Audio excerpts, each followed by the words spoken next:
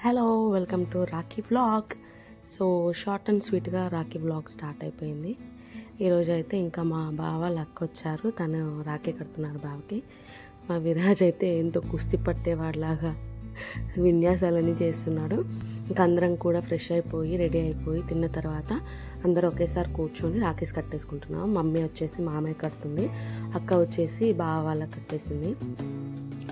ఇంకా అందరం కూడా ఎవరి బ్రదర్ రిలేషన్ ఉన్నారో వాళ్ళందరూ కట్టేసుకుంటున్నారనమాట. అందరు ఇలా కూర్చొని కట్టుకుంటే ఇంకా చాలా బాగుంటుంది కదా. సో అదన్నమాట. అన్నీ మంచిగా జాయ్ఫుల్గా ఎంజాయ్ చేసాం రాఖీ రోజు.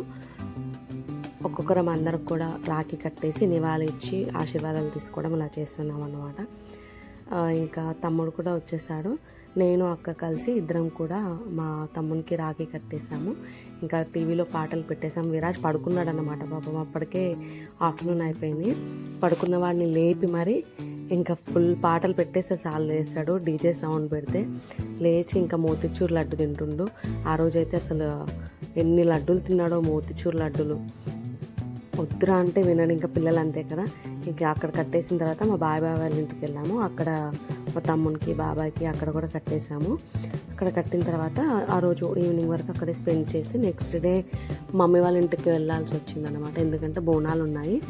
తనే మా బాబాయ్ అండ్ మా తమ్ముడు అనమాట. ఇంకో తమ్ముడు లేకుండే వాడు పిన్నితో వెళ్ళాడంట.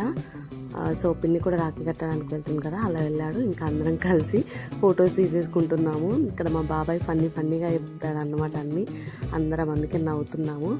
సో ఇదన్నమాట మా రాఖీ వ్లాగ్ షార్ట్ అండ్ స్వీట్గా ఇలా కంప్లీట్ అయిపోయింది.